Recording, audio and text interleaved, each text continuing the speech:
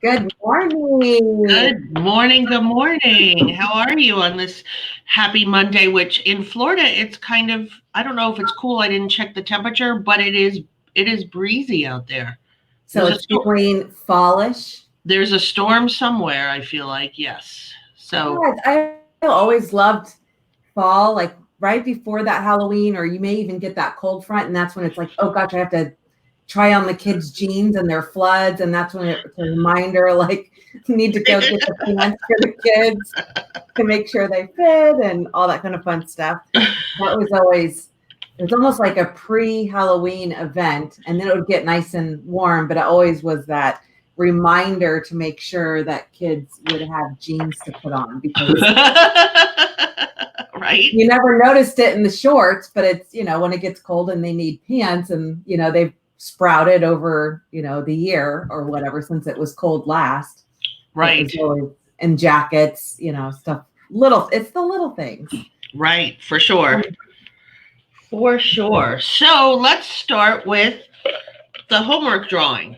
Yes.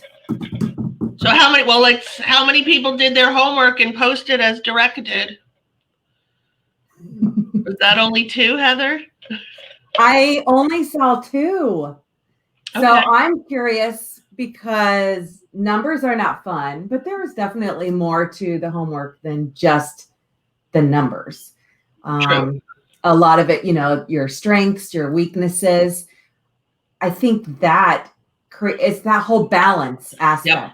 And a lot of people are always asking about when do they need an assistant?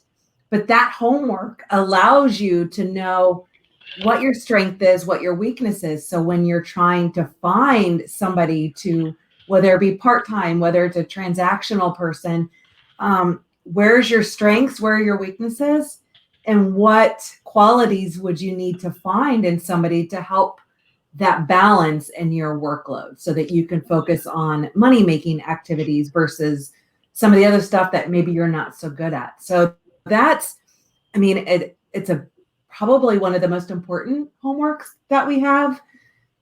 Agreed. Just from the business aspect of finding that balance, what you're good at, what you're not, what do you need to work on, and moving forward. I just think it's not the most fun homework because it's between the numbers and knowing where you're, as long as you're truthful about all that and you actually do it.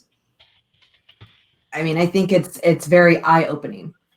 That is the truth. That is the truth. So let's start with the drawing, and then we'll go to homework. And the winner. This is for the $25 Amazon gift card first. It is indeed. Awesome. That is Terry Ayers. So I don't know if I think read she's that, the Terry. first one to post. Loving the budget gift. Yep. And so then let me, for my supplemental gift, which is the ABCs of a CMA by Kelly Kellogg, that would be Julie Jones. Yay! Yay! Congratulations. Check your messages on Facebook. I just want to make sure that the email you registered with is the email you would like me to send the Amazon gift card link to. So check, if we're not friends, make sure you check your other messages, and I'll also email you just to make sure, to double check on that. All right, so I'm going to go ahead and share my screen. Let me get rid of this little thing here, and we've got some comments in. Awesome. Yep. So what if we recharged ourselves as often as we charged our phones? Can you imagine that? Like that is... It's so needed. And yeah. I've noticed that just from being so busy and just making myself just, what is important to me. It could be, going to the beach and just sitting there for an hour, or just reading a book and listening to the waves. For me right now, it's, fall's coming. So it's just taking a quick drive on the parkway and watching these colors that change. It's completely different every single week. It's, when we went to Dollywood, I think there was a quote, and it was like God's coloring book. And there you go. Yeah. Watching all the leaves go. Another quote from Dollywood was, "That is summer waving goodbye." So I can't stop thinking Oh, about I like that. that one. Yeah, and it is, and that's right now. It's just crazy how the leaves are just floating down, and it's, to me, I need that just to refuel myself. I feel I'm always refueling everybody else, and I need to take that time for my family, and for myself. Exactly. And it's funny. So over the weekend, I was showing houses in Palm Bay. And for those of you that are in Brevard County, you guys know our county is long and narrow. So it's I think, is it 90? 72. Well, I know there's 72 miles of beaches. Okay. So it's 72 miles long. And our main office and I live smack dab in the middle. So when I go down to Palm Bay, it's, a 20, 25-minute drive. So I was down there with my customer, and we left Palm Bay and drove to a property in Sebastian that he wanted to look at. And then we drove back to the Palm Bay office up US 1, and where he works is kind of off US 1. And he said, this is the furthest commute I'd want to do, but this is not a bad drive every day. And I said, when I go down to Palm Bay, if I have the time and I can finagle it, I always drive back to the office going up US 1. You see the river on your right. Sometimes I'll pull off on the side of the road, and just sometimes we have these little parking lots or little parks on the side of the road, pull over, look at the water, just relax for a few minutes. So really think about how you can recharge yourself. Maybe not quite as much as we recharge our phone, but because if you're like me, it's like twice a day.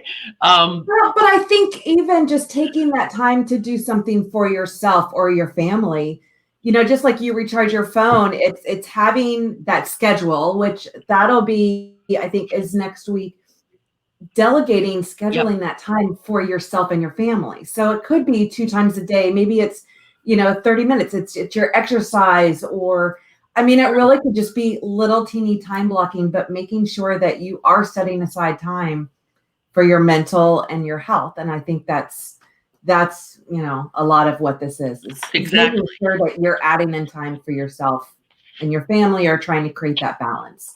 Exactly. So, okay. So the homework for this last week was doing your business expenses and your personal expenses.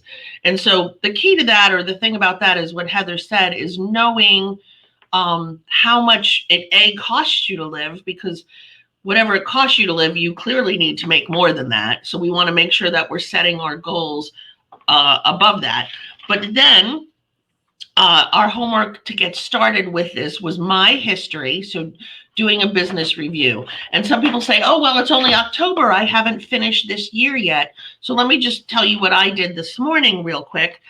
I pulled up the MLS real quick. I saw how much I had closed, how many transactions that was, how much dollar volume that was. And then it also said how much I had pending. So I added all those numbers together to get the numbers that I'm going to use to illustrate here. But then again, I mean, this is fluid. This is always changing. You should always be reviewing your business plan. So if you pull it out for the end of the year and you close way more than you had thought, review this at the end of December. And if you need to make adjustments for 2021, then do that. So what I pulled out was let me look at this. What are these numbers? Oh my gosh. I closed so far this year 23 transactions, and I have 6 pending. So I would put under my history 29 transactions. I have a total with volume and pendings of 6.1 million. So I'm using that as my sales volume. And what I used, because I didn't want to bother our bookkeeper, is I took the 6.1 million and multiplied it by 2.5%, which I'm using as my average commission. And I came out with an average commission per transaction of $58.32. Does that make sense, everybody? So you're going to take your sales volume, and if you don't know what your gross commission is, just estimate it. So take your sales volume and multiply it by 2.5%, or whatever you think is your average commission. Maybe it's 2.75, maybe it's 2.3, whatever that is, to get what your gross commission is, and then you want to know what your, down at the bottom, you see average commission. You want to know how much commission you make generally per transaction. And then we'll later talk about how many appointments you need to make that happen. But basically, that's on the next page. So we're gonna once we go to that, we'll backtrack to the transactions, and then we'll backtrack based on some calculations we're going to do, how many listings you need, how many buyers you need, how many leads, because that's what's so amazing, how many conversations you need to have to actually reach your goal. Because for all the conversations you have, how many actually become a transaction? So it's a lot. So we need to be talking to people. We need to be reaching out to people. We need to be, whether it's at the grocery store, whether it's personal notes, phone calls, and we'll talk more about that. So then we take their history and we set our goal for 2021. And your goal should be, no matter what you did, reaching for the stars. Don't do a conservative goal. We always say make it double, but if you did 250 in gross commission in 2020, 500 may be a lofty goal, so you might not want to go that crazy. But if you did 75,000 in 2020, you definitely want to make your goal of 150,000 in gross commission for 2020. And I think doubling is okay. I think the biggest thing is, if you set your goal for, the 150, right? And yeah, that may be double, but the problem is you're not changing much. But right. If you put that at 500, what you need to do is get in the mindset. Think of somebody who actually does that amount of volume. Look at several agents that do that kind of volume. What are they doing to be able to get that? And then you can basically tweak up what you're doing, but what are they doing? Get in that mindset. So get in the mindset of an agent who's doing that goal, that huge goal. Even if you don't hit it and you come close, that's still crazy compared to what's getting in that mindset, setting these goals for yourself to be in the mindset of that, the double or whatever it is that you want. And every market's different and everything else. But well, and what's interesting, when I was looking at my RMLS has a great tool where you can just look at your production year to date, and it compares it to last year. And so I was year to date this year versus last year, I'm better off than I was last year.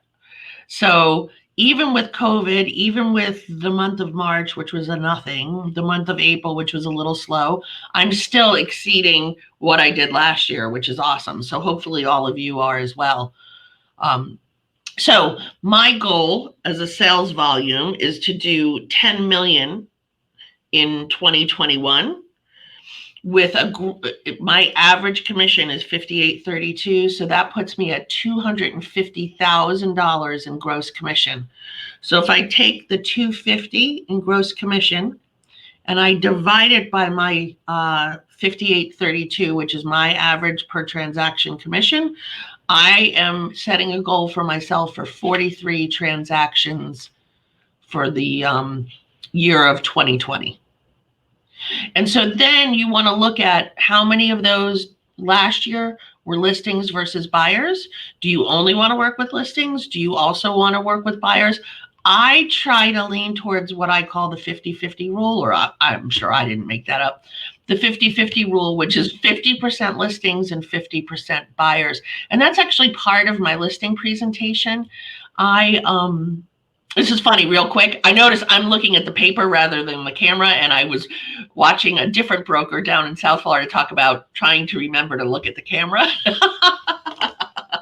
So thanks, David Searle. That went off in my brain that I should be looking at the camera. So, part of my listing presentation, when I go for a listing, is I let, or with a buyer, even with the buyer presentation, I let them know I strive for 50% buyers and 50% sellers, because for me personally, if I had 100% sellers, I wouldn't be able to focus as much time on each one of those listings as I am when I don't take as many.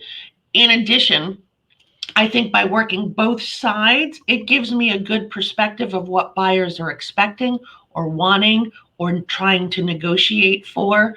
Whereas if I am only doing listings, I'm not in tune what's going on with the FHA buyer or the VA buyer or what might need to be repaired, because I've seen it happen with my buyers before. And I try to head all of that stuff out at the beginning. So if I am striving for half, I would do 22 listings and 21 buyers, say, But I think it's important to have a balance. Some people love the buyers. They love them. They think that's more fun. They don't really care for the listing, because that, in the industry, listings are, key, and that's what everybody says, because you're going to sell a listing, and for sure right now in this market, that is for sure. But if you're in our area, we have relocation. Relocation buyers are coming. They have to buy, so that is a guaranteed sale. So figure out how many listings and how many buyers you need to get to your goal. And then while you're thinking about it, and we've thought about this in the last two sessions we've had, what are your life goals? What are your life goals for physical? I think I've told you guys mine over and over and over again. What do you have for that, Heather? I imagine it's probably like hiking more or some what for your physical goals. I would like to start working out. I changed a lot when I moved because I stopped eating out, because that's all I did. I can't even imagine how much money, when I would do the budget, how much money I spent eating out. That's all. But, up here, I don't know if anyone even delivers. Luckily my groceries are getting delivered. Thank goodness. I will gladly pay that $10 so I don't have to go, and, it's a half an hour drive. So I'm happily to pay a huge tip so I can, use my time more wisely, working or doing whatever. I do want to get healthier. I've lost at least 15 pounds since moving up here, but that's all based on diet, because I actually cook, which those of you who know me know I don't even know how to boil an egg, or boil water. There are a ton of fun stories, and everybody knows if I was invited anywhere, I was bringing the cups and plates and, something from the bakery, nothing that I would actually cook. But right. I cook now, and that's been a huge thing, but definitely getting out more. It's hard. The family balance is hard because, with between school and working and, getting everyone on the same page is super hard. Yep. Leo works like some funky shift. So it's trying to make my schedule so that at least, I can have some time, because, when he works 7 at night till 7 in the morning and not Monday through Friday, it's his days off or not my days off, it definitely, the balance is tough. Yeah. So think about what your physical goals are, and then Heather kind of brought that into relational goals. What are your life goals for relational? All of this is really important to helping you have a successful business. Remember, you are the CEO of your business, so you're the one who needs to drive this and get yourself to where you want to be. That doesn't mean that you don't have people in your life to support you, or if you're with Remax Elite, you have Heather and I and Justin and Lisi and Donnell and Darlene and Peggy. We're all here to help you get to where you need to go, but you need to know what your other goals to make you have, in an interesting way, a peaceful life, so that you can grow your business and focus on your business. So what are your relational goals, or what are your spiritual goals? What are your spiritual goals? And that to me kind of goes hand in hand with taking time for myself, because that's when I do my deep spiritual thought, is when I am kind of in my zone alone. I like to drive, so when I like to just get in the car and drive if I can, and that's I have my playlist. Yep. Just for me to go on the Foothills Parkway through the mountains. I can pull over and just sit down and eat my lunch and just look at, God's country. It's to me, that is, for me, that's better than going to church. It's I mean, it is just so, for me, that is a spiritual moment. It is just, it's all about me. Yeah. It's all about that mindset. It's just clarity. There's just something about that for me that means more than anything. And there's so much noise out there going on. You know, you and I have said over and over again, I don't watch the news. I don't watch the news. I try to mute as much as I can on Facebook about things that aren't helping me grow. Things that aren't helping me grow, I don't really need to pay attention to it. I don't need to get into the negative. I don't need to have arguments with my friends on Facebook because we have differing views. I will say sometimes I am just in shock that we have different views, but we do. That's what makes the world go round. And you know, there's a reason why you're a friend with that person, even though if your political views are different. And I don't mean to get into politics here. It's so crazy because I don't know, like before all this, like I never paid attention, never cared. It never seemed to matter for anybody else. And now it does. And it just seems crazy. And it's like, I could care less about anything. Like, I don't know, like one person has never changed my entire life. And what I love about this business is you just adjust the sales, just like COVID, you just adjust the sales. It's ever changing. It is never boring.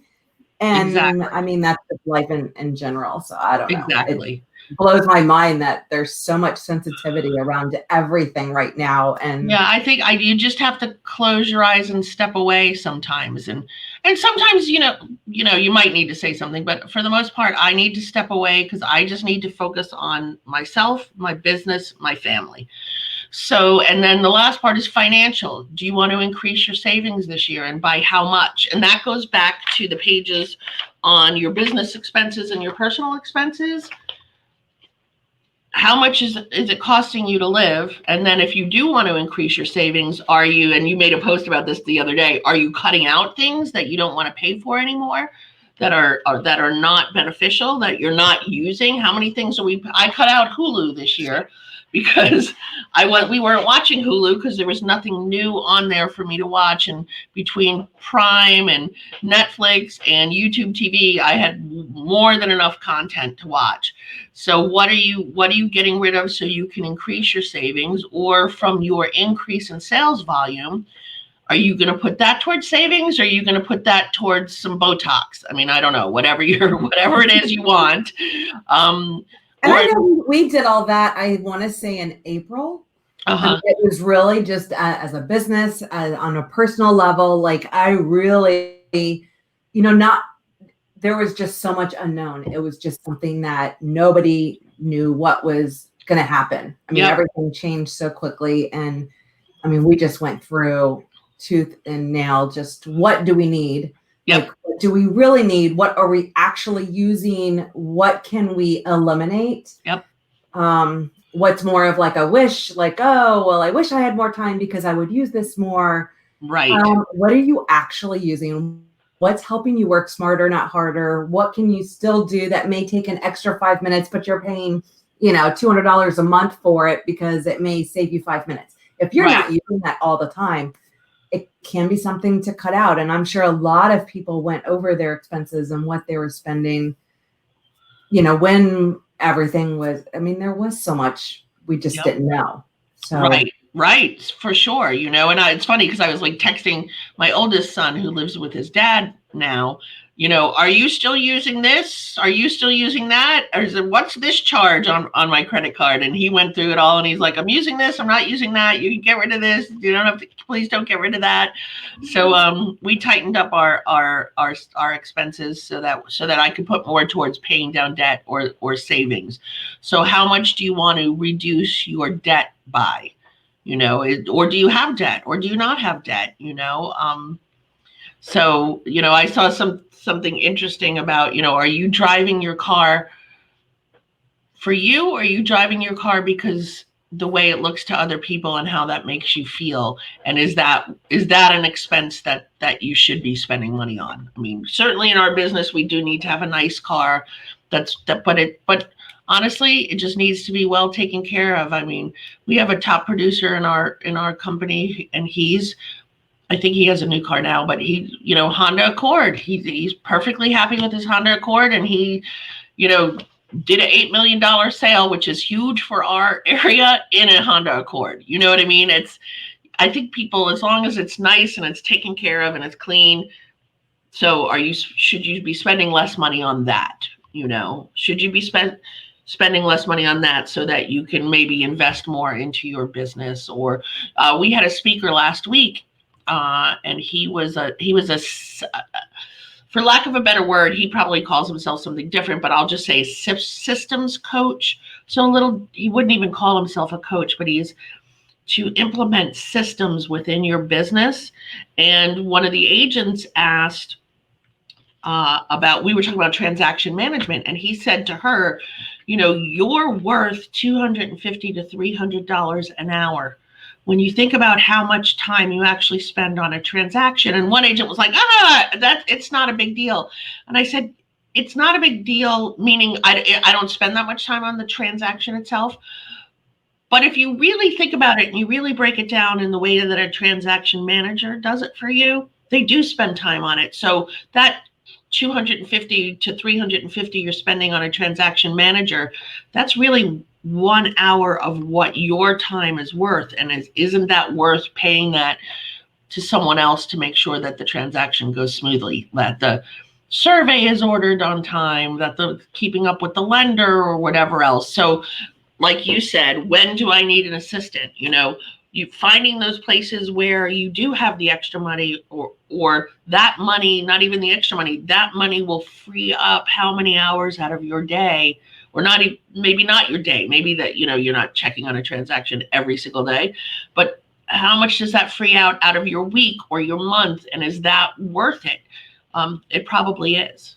It probably is. So next page is really just, is that where we are? Where am I? I must have a different book. What book am I looking at? I'm looking at the old book. Holy mackerel. Because I like to follow along. Oh my goodness. All right, it doesn't matter. That's why I'm talking all over the place. I'm making notes because I'm like, we don't need that page anymore. And I'm like, oh, we took it out, of course. Okay. How do you get those appointments? How do you get those leads? Yeah. What is all this? And that's all about your real estate conversations. And that, a lot of people have questions on what is a real estate conversation. And it's like, no, Summer's like, a lead came in. Is that a conversation? Well, I don't know. Was that a two-way? Like, yeah, you may have sent 500 emails out for your monthly newsletter. Did anyone respond? And you started a conversation. Just because you sent 500 emails out does not mean it was 500 conversations. Conversation is two-way. Yep. Both ways. Exactly. So, and there's so many different ways you can do it. I mean, it can be a phone call. It could be a text. It could be, look, I'm sitting at my desk and right in front of me, I have note cards. So that I am ready to write note cards every day or whenever I can. I found 2 in my purse that have stamps on them that I haven't mailed yet. So I went to Amazon and got this. So it's, all cool. the different occasions. It's, they're random cards. These are so important. The note cards, it's so easy. So what I tell agents to do is, use Facebook to, work for you. Is, find these posts where, in graduation time, or, just anything that's going on in someone's life, there is a card that could be sent. That reminds me, years ago, Jeannie Hansen, one of the agents in our office, she reads the newspaper every single day. And she may still do this. I think she does it more on Facebook and less handwritten.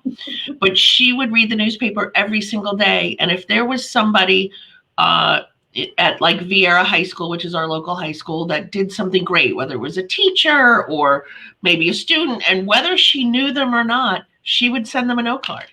And she would say, oh my gosh, I read this article that you did this. That's super awesome, whatever. That's a great way. So now with social media, people are posting stuff all the time. That's how we, I have to say, that's how a lot of times we know what's going on with our agents in their personal lives. Sometimes somebody has somebody that passes and they don't tell us. and we figure it out on Facebook, or their dog passes or their cat passes. What I can say though is when you send these personal note cards, please do not put your business card in that.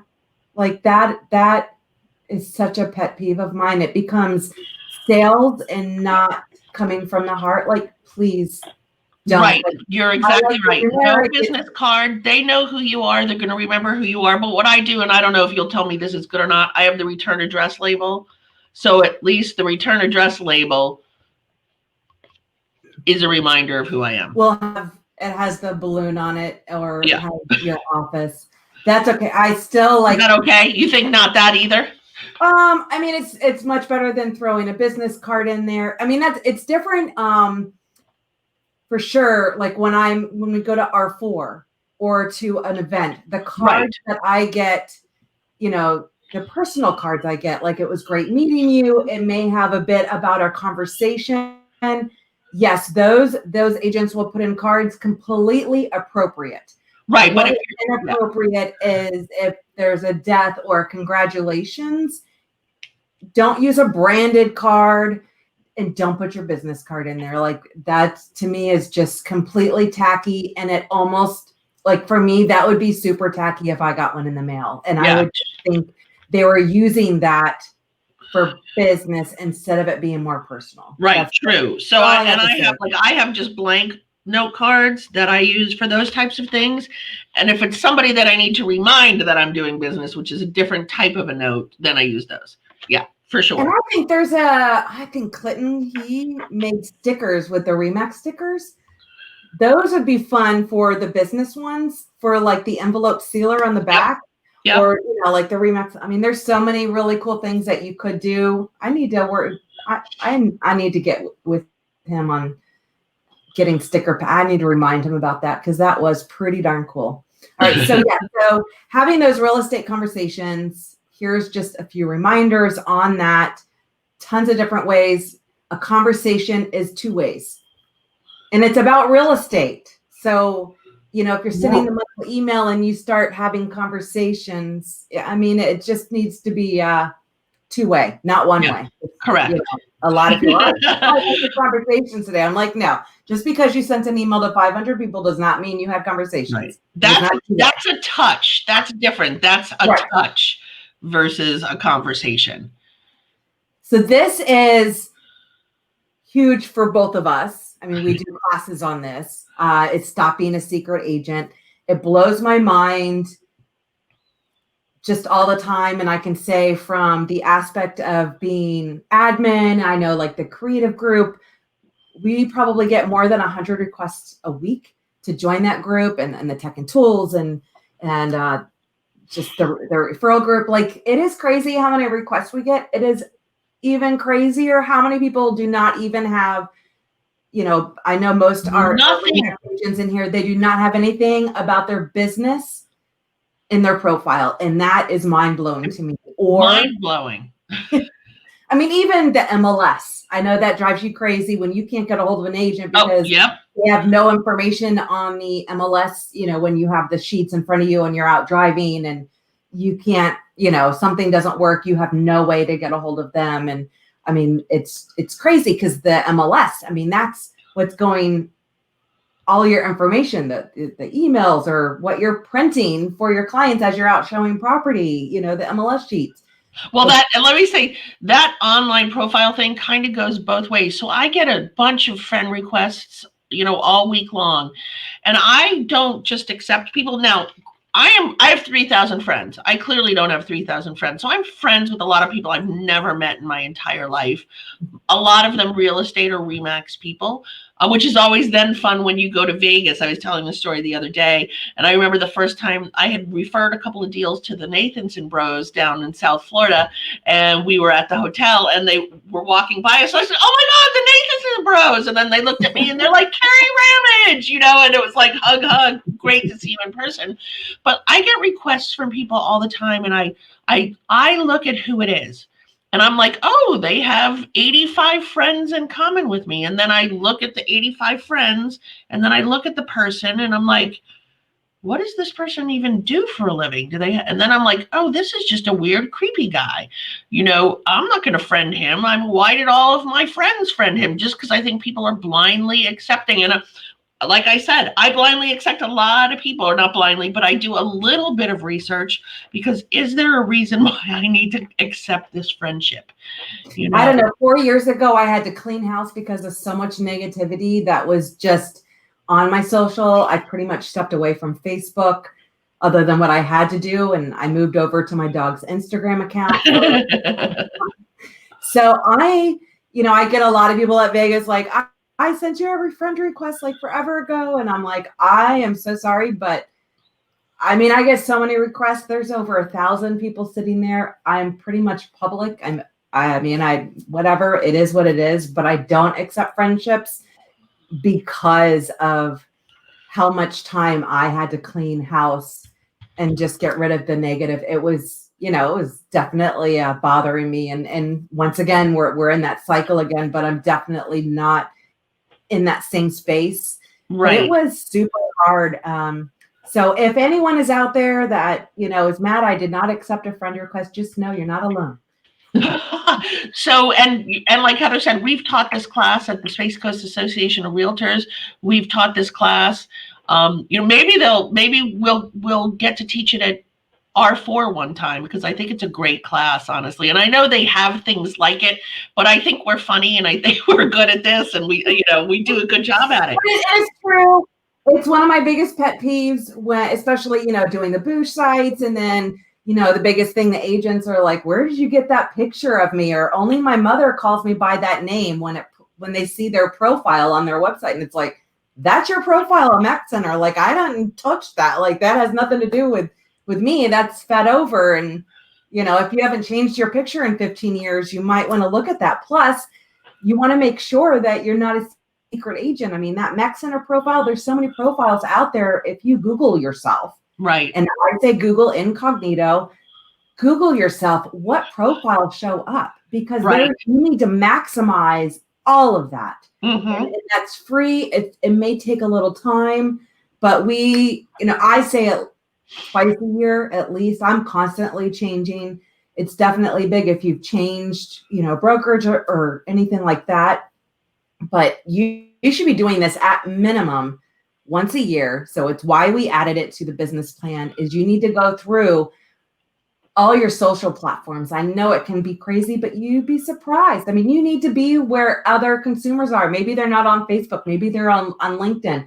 I don't check LinkedIn as much because, yes, I get 100 messages a week and it's all. If anybody sends me a message on LinkedIn, I am so sorry, but it's like 99 to 1 that it's an actual real message versus spammy. But I want to make sure that my profile is completely pimped out. You need your social stuff. You need links, stuff about you. Stop being a secret agent. Go through your profiles. And that is today's homework.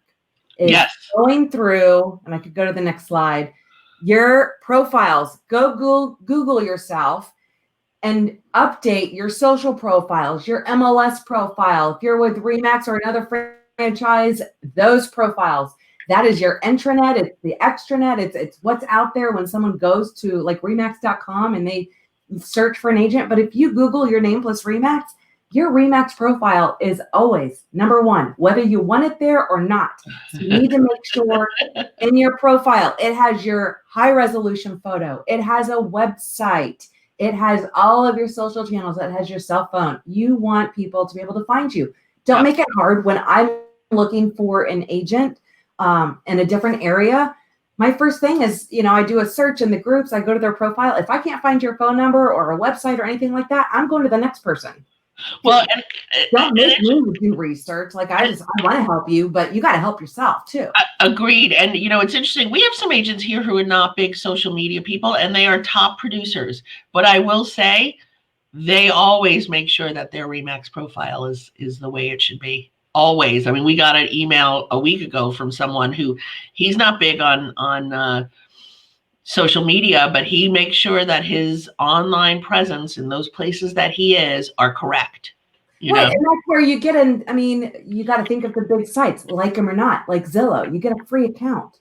I know our office profile, we have links to our website for every city search and all those keywords, and we get leads all the time and don't pay a penny. It's Right. just because we have completely pimped out our profile, which is Yep. free. And it's where the consumers are, like it or not. Yes. So you want to make sure, I mean, all your listings are on there, your past sales, make sure that all of that is on there. Your realtor.com, homes.com. Those are the big boys. Like, it's where the consumers are, like it or not. You need to make sure that your profile is set up, pimped out, everything else. So that is your homework of the week. I want you to post, like in the group, email, whatever you want. Post like a GIF, a meme, a screenshot of your profile, anything like that. I'm going to be checking. So that is your homework. It's our biggest pet peeve. Stop being a secret agent. This is all free, a little bit of time. Usually if you check once a year, it's going to be fine. You know, you may do a little tweaks here and there. A lot of agents like to put in the number of years. I say don't do that, because a lot Just of say in business. why does that say 15 years? It's been 26. Well, maybe you should put been in real estate since, Yep, since 2006 or whatever it is. Correct. Keep it. That's a big mistake I made years ago, and then I looked at it and I was like, oh. Right. Yeah, I get that all the time. So maybe since, this year versus 25 years, or you do 25 plus. Make it easier on yourself. Work smarter, not harder. Make sure those profiles are completely pimped out. I will be checking. So basically, maybe take a screenshot of one of your profiles. That's what I'll be doing, just to kind of show you what my Facebook looks like and the different links. If you have any questions, you know how to find us. And then next week is our final week, but that's pretty, that's where, to me, that's the exciting part, is putting everything that we've worked on together as our plan. So exactly. I'm excited for that part. And that's what I look at, especially this year. What can I be doing that I had planned for fourth quarter? What part of that I can be doing now when everything was closed? So that was something that I definitely looked at. So do those profiles, stop being a secret agent, post that you've done that. I'll be checking. Yep. And remember, you're the CEO of your business. So you need to plan that business, and let's make lofty plans for ourselves. Yes. So we'll see you guys next week. Wake up, kick ass, repeat, and we'll see you soon.